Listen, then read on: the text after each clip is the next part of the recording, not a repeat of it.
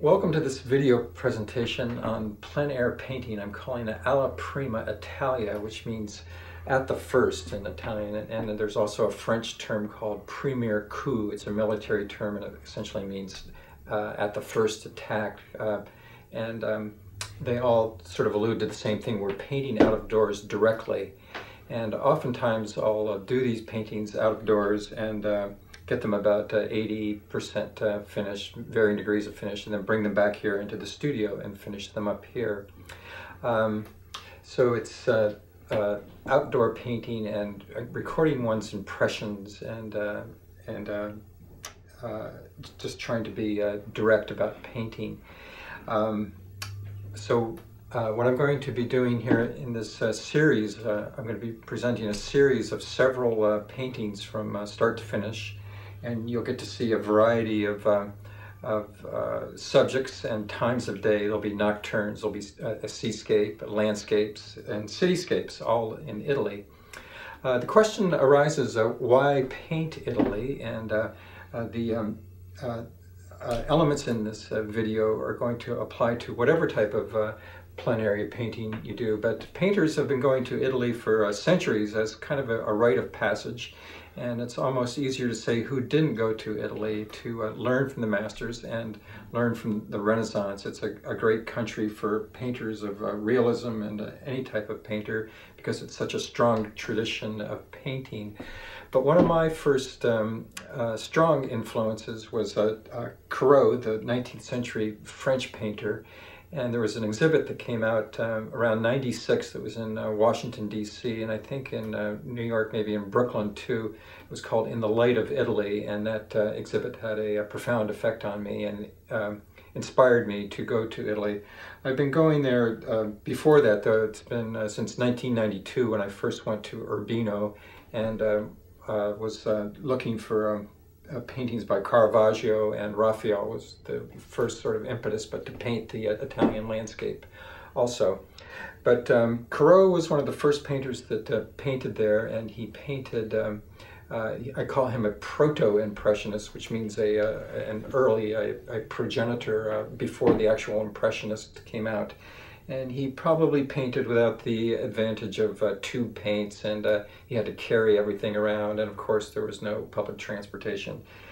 So what I've done is I've not patterned my paintings after his style. I have my own style, but I've used him as an inspiration to go to some of the same places he has. And this is one example here in Rome. He painted along the shores of the Tiber River. This is Castle Santangelo, and you'll see some video clips of me painting this one.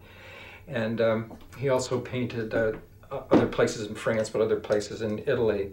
And I'm going to show you a couple of examples of his paintings. And the first one that I'll show you is a view of Narni. And it's he did a small study, which is more famous, and then there's a large oil of it also.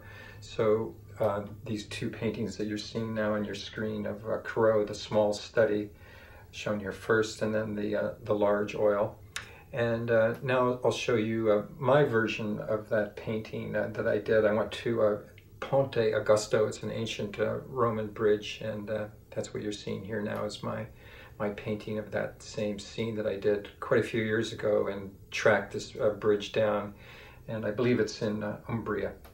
And then this painting here was also a subject of Corot's, but he didn't actually paint from that particular location. This one, and I did this one several years ago, and you'll see this in the video presentation. You'll actually see me painting this. And he painted just about the same location, but it was during the day. And this is obviously an evening scene at sunset, but he painted this same location.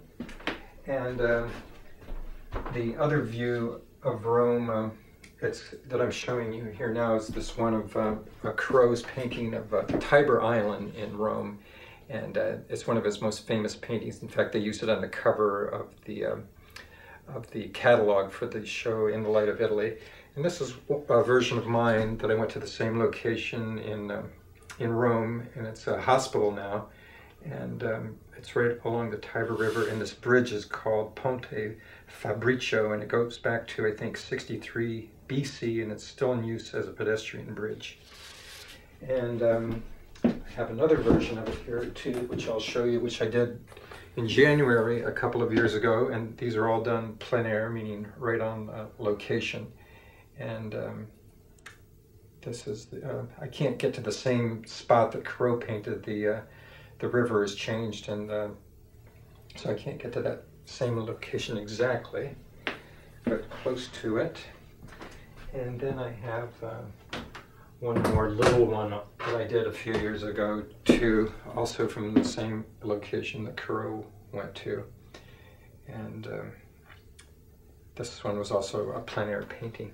So the point here is that I'm doing plein air painting and following the tradition of many other artists. And some of the artists that have gone there are George Ennis, Degas, Rubens, Hasseltine, Dürer, Sargent, Turner, Maxfield Parrish, and many other painters have gone there to paint. And there's a famous painting by George Ennis in the National Gallery in Washington, which I'm going to show you here on the screen now. It's a view overlooking the Umbrian city of Perugia, and that's a beautiful painting by the American artist George Ennis.